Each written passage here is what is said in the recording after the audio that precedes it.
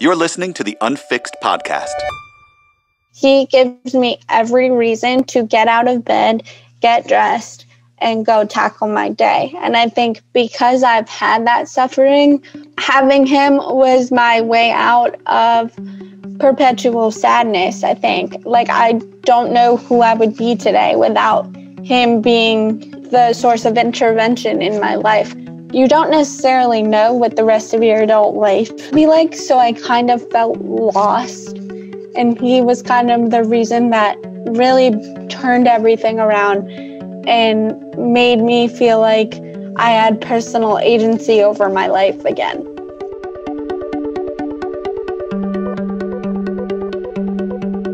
Hi, everyone. This is the Unfixed podcast, and I'm your host, Martel Catalano. The chronic illness community often talks to each other, but in this show, we open the dialogue, exploring adversity through different walks of life to recognize our shared humanness.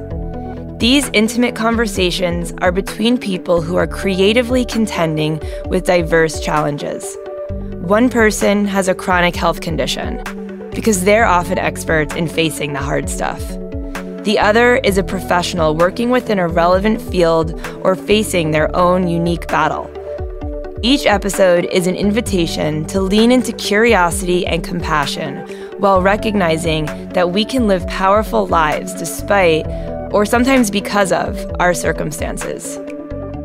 This podcast is part of a suite of resources provided by Beyond My Battle. If you feel inclined to support the show, you can do so at beyondmybattle.org/donate.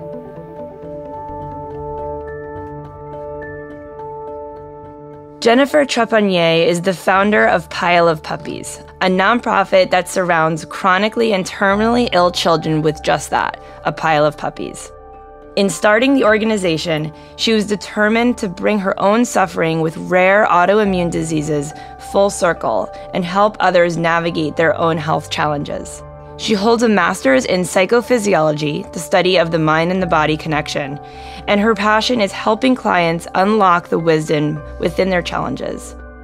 She is a contributing author to The Spirit of a Woman, a collection of inspirational stories from women around the world, and her favorite mottos in life are, "Within darkness there is light," and "Joy heals."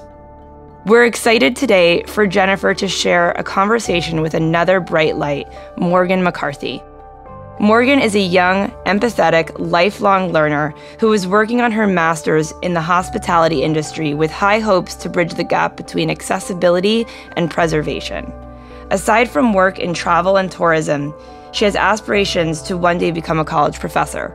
Despite living with spastic diplegia, cerebral palsy, and a genetic condition called brachydactyly that affects her fingers and toes, nothing ever gets in her way. I say this with conviction as I know Morgan personally. She is unstoppable and beyond charismatic. Morgan is able to do all she does because of her sidekick, Dewey the Second. Dewey is Morgan's service dog, who she received from Canine Companions for Independence, a national organization that works to make sure their clients have the best chance at an independent quality of life. For those wondering, Dewey is a yellow lab who just celebrated his 8th birthday. He is a lover of plushy toys, his favorite commands are get and push, and his favorite activity is keeping his mom safe. He always reps his Canine Companions for Independence vest, and Morgan is so thankful to Dewey's puppy raiser, Florence, and his trainer, Leah. Without them, she wouldn't have her best buddy and helper.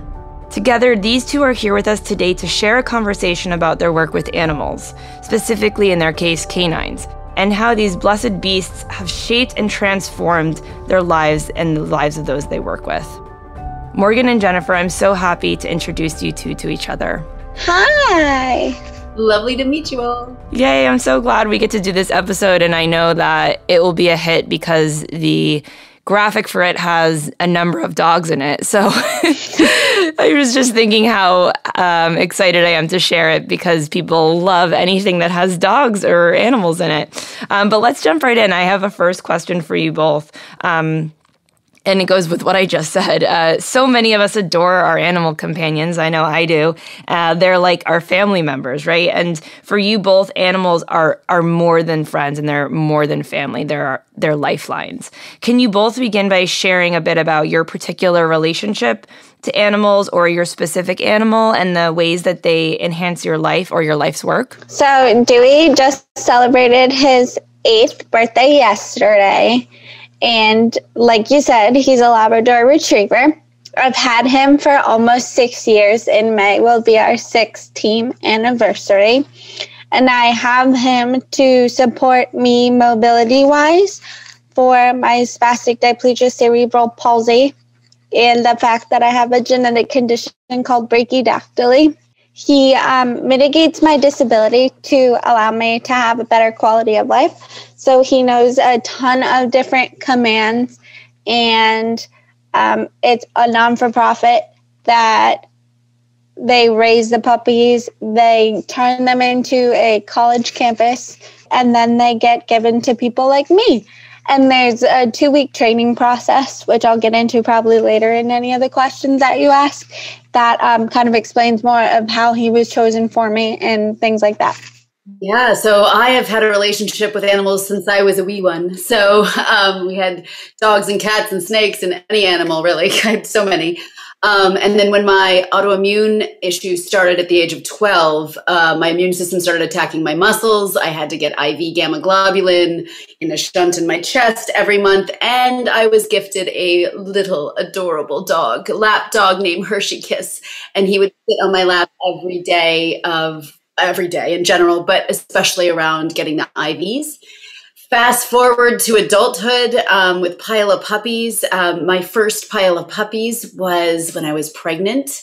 I had a pile of Swiss Mountain Dogs, 9 of them piled onto my pregnant body, and I thought it was one of the best experiences of my life. And I thought, oh my God, this is amazing.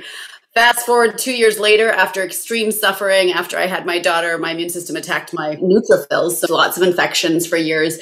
And it was then that I decided that, wow, I would love to create a nonprofit that gives the experience I had when I was pregnant to people who are chronically and terminally ill, specifically kids.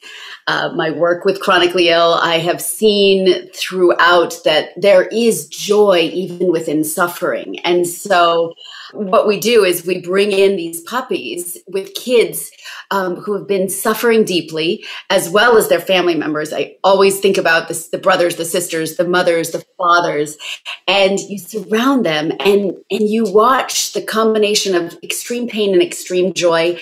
And I call them joy healings. So it's been an amazing journey to see how puppies can really lift people's spirits in that time and space. That's amazing. Morgan, do you feel like Dewey brings you as much joy as he brings you like assistance and help every day? Absolutely. I think one thing to mention is these dogs are trained for medical purposes, but the other part of the organization is that companionship. So he's quite clever. He's amazingly attentive. And so besides his skill-based work, he's emotional and patient. And it's all based on directly like your needs. So his vibe and his energy, he's an extremely calm dog, but given other clients that they work with, say you're working 50 hours a week or you need your wheelchair pulled, like they'll give you a dog that wants to be outside running around and pulling a wheelchair. It's all based off of what you need. So in my life, I wanted a service dog that was still calm and serene because of everything that comes with chronic illness. I wanted him or her in that situation before I got him to be that source of calm and my chance to work on breathing and just connecting. And even if I needed to be by myself, that it was just a very subdued, calm dog. And that's what he is for me specifically. Yeah, so he balances the chaos of the disease. Yes. That's so great. I love that they like really pair them so so specifically. One of the wonderful things about pets and our animal companions is that they can be, like I said, simultaneously helpful and fun and, tuned in and hilarious. And Morgan, you just pointed out the offering that they provide of, calmness and serenity.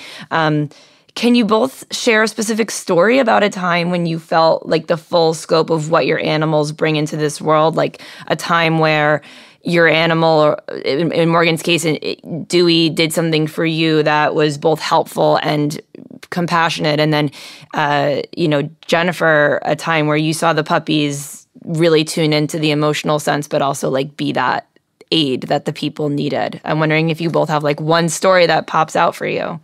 One of the positive sides of Dewey is when I see kids out with their families. Of course, I always make sure that they stay with their parents. I have had opportunities in the past where kids get excited. They see a dog and they start walking towards me. And I'm like, no, you need to go back with mommy and daddy and then like come over as a family and I'll explain it to you. And so for that, it's just, kids ask me questions and they're like, well, why is the dog in the store? The dog in a vest. And thankfully, this generation of parents that are my like older siblings age, like that kind of thing, they're very aware of service dogs in the industry now.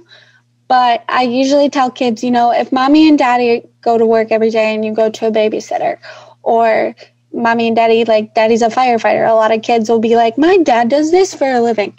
I tell kids that Dewey comes to work with me all the time. So he's working when he's in a grocery store.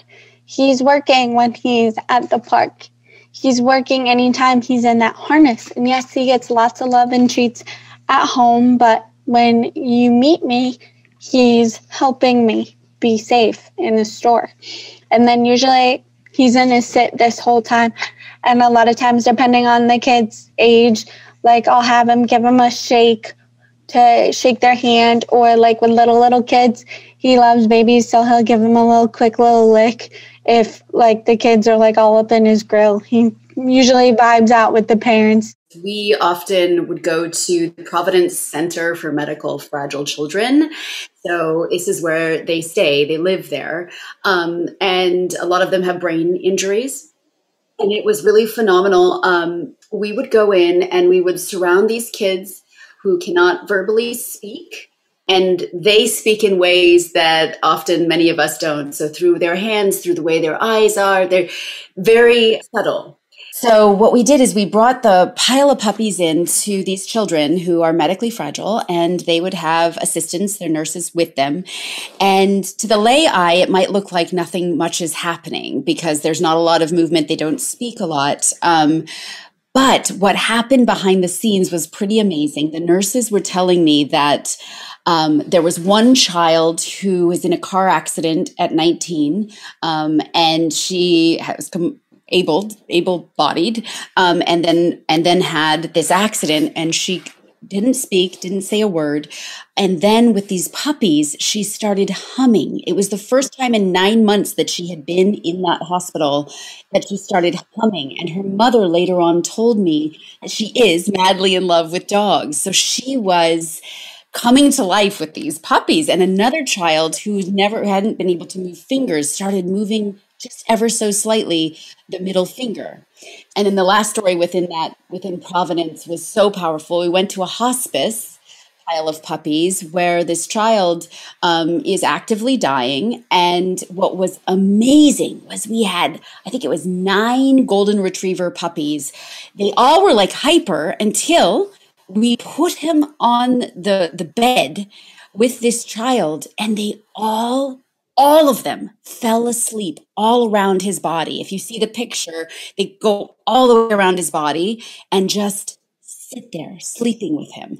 It's just fun to see how the puppies interact, and they know, it's almost like they know what to do in many of these circumstances.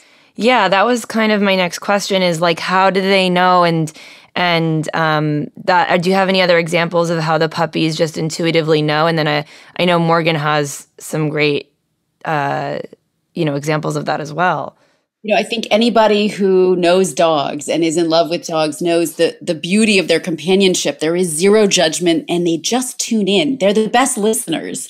And we've seen that. We do many hospice experiences. And I have noticed that the dogs they just tune in into the children where they need to be. The hyper children who are necessarily in a hospice space, they tend to tune into that energy. So it's a pretty cool thing to watch.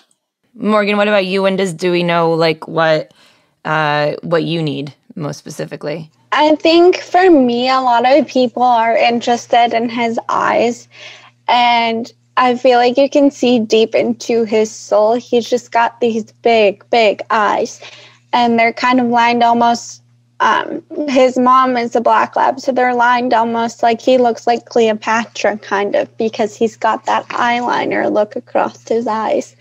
And so a lot of people, I got stopped yesterday even, they were like, oh, I can just see how much love he has for you and patience. And he's very intuitive to, like, my heart rate. Do I need to sit? And that wasn't something that I initially trained him for. It just, we've been together for 6 years. So I think the little idiosyncrasies of our relationship, it's changed since when I first brought him home. There could have been a little bit of, nervous energy. You get them when they're 2, they're fully trained, they come home with you. And so for me, he's always been great with eye contact, great with things like deep pressure therapy. They just kind of climb on you and give you these big, big dog hugs. And it always just slows me down and puts things in perspective for me. And I really appreciate that. I think every dog is different, but I definitely think Dewey has just the kindest and sweetest soul. Yeah, and I know that just even looking at the Canine Companions for Independence site, there are some really incredible stories about how their dogs are helping people, and it's everything from assisting with therapeutic games to navigating cities to helping build confidence and social skills. But I know that this just scratches the surface. Can you share some specific ways that Dewey assists you just in your day-to-day life? I know that you live somewhat independently and you have you have your own kitchen and stuff like that, and do laundry. What does he do for you in those situations? His 2 kind of major tasks he does are get and give are retrieval commands. So he picks things up for me all the time. First thing in the morning, I don't even have to ask him anymore. He'll just start carrying around my slippers when he gets out of his kennel area. He'll just go right for my slippers. Another one is push. So that is for pushing doors closed, pushing drawers closed. He does push with the dishwasher, my laundry machine, ups a lot at the bank. It could literally be anything. He does so much, but get and push are kind of the ones I use on a regular basis, that it's almost like he anticipates doing it now. With Pile of Puppies, we don't have the service dog title, I guess you would say, because all they need is to be puppies. But what I really can relate to in the sense that there's some things that we do and we have to look for and prepare people for when puppies come. A lot of people think, oh, it's so cute, Pile of Puppies, but there's a lot of back work. So when we interview families, we have to make sure that there are, if they have a dog that hasn't been to a dog park within a month, because we have to be concerned with parvo. And then with dogs that, if they have a dog in the house, that the dogs have to have their shots, and all participants have to wash their hands, wash their face, make sure they have clothes, all because most of the time people don't, you won't see puppies that are between 4 and 8 weeks typically in public. So this is like a super special opportunity. And there's a lot of safety that goes behind the scenes to make sure that the puppies are safe. So we put the tarp down, the sheets down on the floor, and then like a little pin So when people get to experience the puppies, there's this kind of safety space. And I'm wondering, Jennifer, because they're puppies, maybe not so much, but do people ever give you a hard time, like in the hospital, or has anybody ever really questioned what you do and its value, or given you a hard time in the moment of being there with the dogs? And Morgan, same to you. Do people ever give you a hard time with Dewey being, your service dog in a maybe indoor setting or any kind of different kind of location that people might be adverse to him being present in? I'm wondering, and I'm saying like maybe the puppy nature of it is like, who can turn down a puppy? But I don't know. Jennifer, what do you think? No, I do have a story on that one in the sense that everybody loves puppies and we have to protect them when they're young and not have just anybody touch them. So like when we work with Ronald McDonald House, we have to go from a parking lot into the space with a bunch of people and everybody receives who's going to be with the puppies. Everyone receives the requirements of clean clothes, wash hands, all of that. So when you walk in with the puppies, everybody wants to touch them. That's all they want to do. And so we have to say, no, I need you not to touch them simply because we have to protect them from parvo and we don't know where everyone's hands have been. So we have to be extra, extra careful. Just to explain something to the public really quick that Jennifer mentioned, Dewey is a full service dog. So a lot of times, for example, when you get on an airplane, they'll say they're allowed to ask you what your dog does. And I always say, it mitigates my disability. I have cerebral palsy. It's a mobility issue, really. So I've never really had too many instances of them denying me. I have the right to a lawyer through the Department of Justice.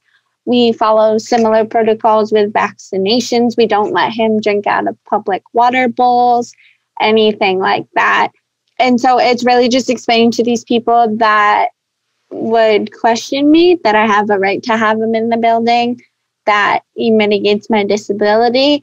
And the proof is in the pudding. He's the most quiet, unless, of course, there's an emergency. He's quiet. He goes unnoticed. So a lot of people can tell, like, oh, obviously, a big issue for us is a lot of people tend to fake bringing their dogs in public to put on a vest and bring their imposter service dog. So a lot of people are like, oh, here we go again. And I'm like, no, just watch him. The proof is in the pudding. Like, it's for my safety. He does this every day, all day.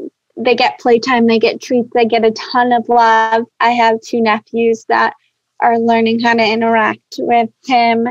I work very hard to explain that there's different levels of service dogs that, the younger kids at CCI, they'll be presented with a skilled companion so that the parents are still held, legally responsible for the work of the dog and their needs. Or like an emotional support animal is more along the lines of what Jennifer does, because they are puppies and they're going into specific places, whether it be a home or Ronald McDonald House, things like that. They're more emotional support, which is a service given to someone who has medical needs, and it's almost written in a script to be like, no, we want to offer this to you as a form of treatment. And I think that's why a lot of like nonprofits do what Jennifer does, like with the younger puppies that may not have been vaccinated, because it's, again, a very rigorous on the back end, like she said, process. It's not just, oh, here's a puppy and I'm bringing it into a sterile field. Like, we don't do that. There's so much training involved. And I think that that's why a lot of people, and it's horrible to say, like, that people buy these, service dog vests. And I'm not talking about emotional support animals, like full service dog vests, to try to pass off their animal as a service dog. And I remember reading a story about this somewhat recently where I live, and why there had been a real incident with a non-service dog whose owners had been passing them off as a full-service dog, and why it's such an issue. Morgan, maybe you can explain why you feel that that's an issue for the people listening who maybe have thought about doing that. I think it's a real public service announcement that needs to be had. I think it's extremely important to realize you're doing a disservice to people with disabilities, because these dogs are highly, highly trained.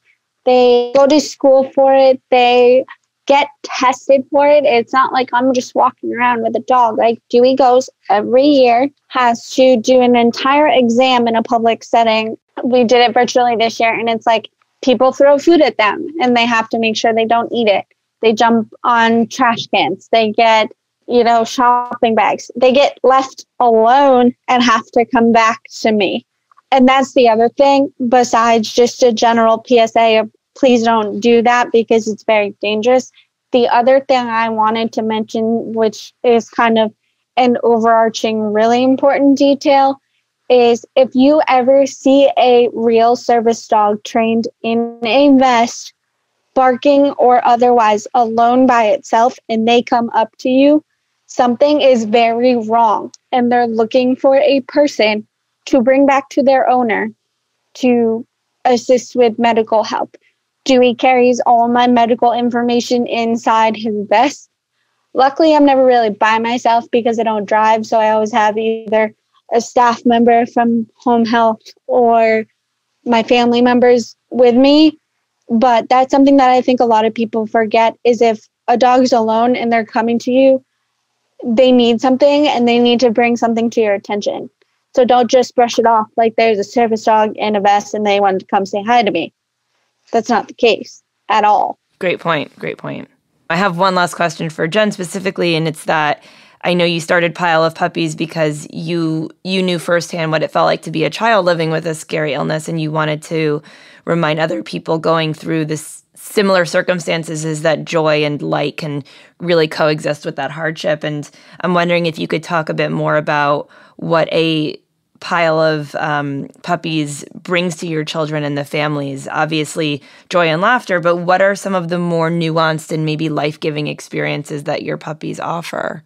Yes, they offer so much. It's really about in the memory and space. So as a child, I did suffer a lot, have my immune system attack my muscles. I think when you see in big picture, there's always there's the scope of an illness, right? So you get diagnosed with something because of pain, because of something that, for me, it was something weakness, extreme weakness, and then soon it became painful.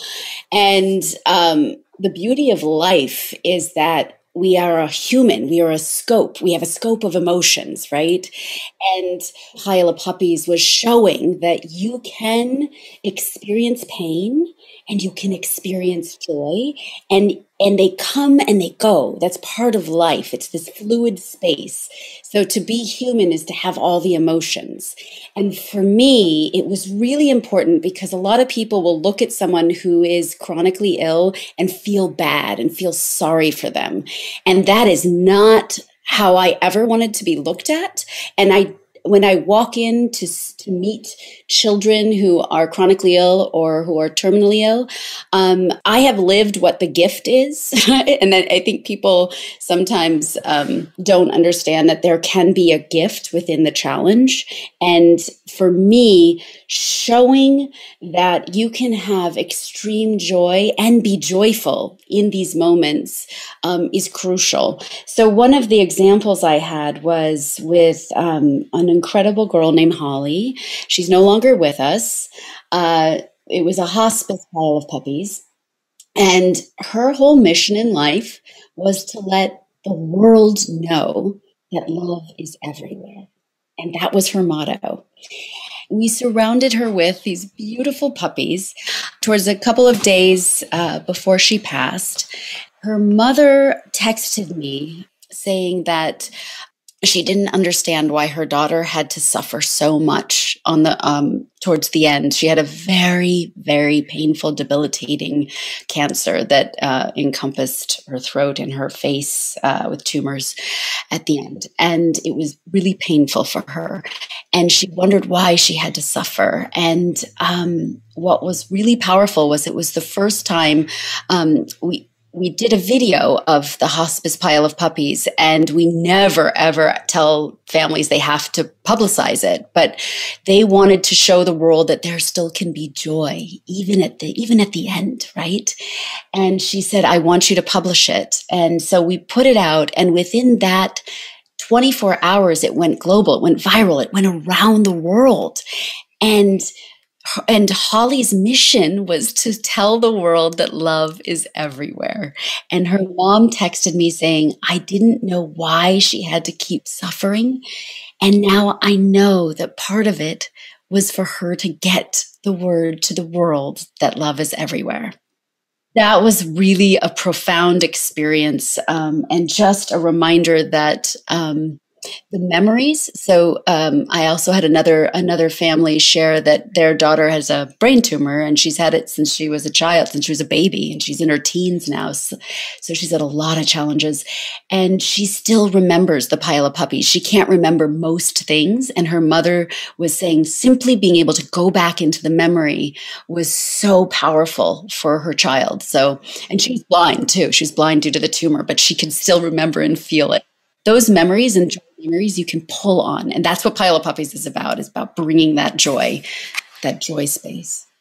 Well, just to piggyback off of what Jennifer just said, I think for Dewey and I as a team, and for anyone who knows me or will know me in the future, especially after this goes live, I think for us, again, there is an amount of suffering that comes from chronic illness. For me, I know it's been losing out on social experience, like driving a car, dating, having my own place 100%, like things like that. But having Dewey is the reason I get up in the morning. He gives me the personal agency to decide.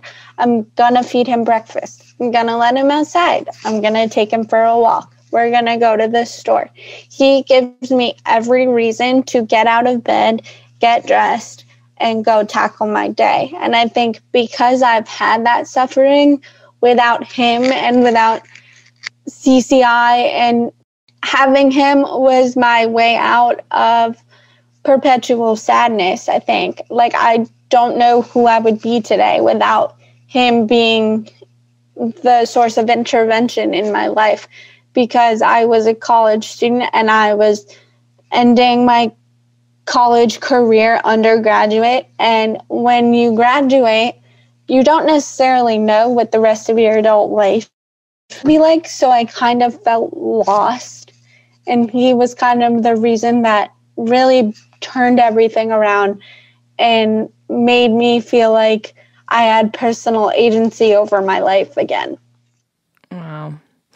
I'm just so happy to hear all this. And I think, you know, even without the presence of service dogs and just with the presence of COVID, this episode will really hit home for some people because of the presence that dogs in general play in people's lives. I mean, how many people have adopted a dog since the start of the coronavirus? I think we've all seen how the companionship, like you said, Morgan, is so important, and the getting out of bed in the morning to do something for an animal, chronic illness or not, it gives you purpose. It gives anybody a purpose, and that's why animals are so amazing, and why, you know, kicking it up a notch, why these service animals and these puppies are so life-changing, really.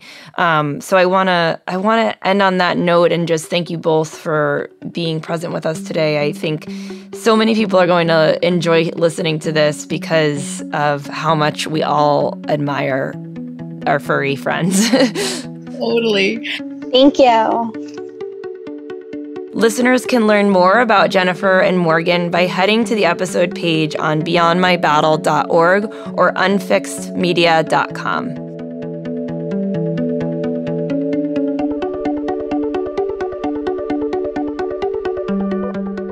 The Unfixed podcast is a collaboration between Unfixed Media Productions and Beyond My Battle, a nonprofit helping people reduce the stress of illness and disability.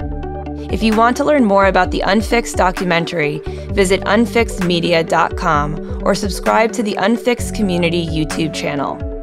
As always, if this show or particular episode resonated with you or helped you in some way, please leave us a review on Apple Podcasts or share it with your friends and family. Each episode is recorded and edited by Starling Studios.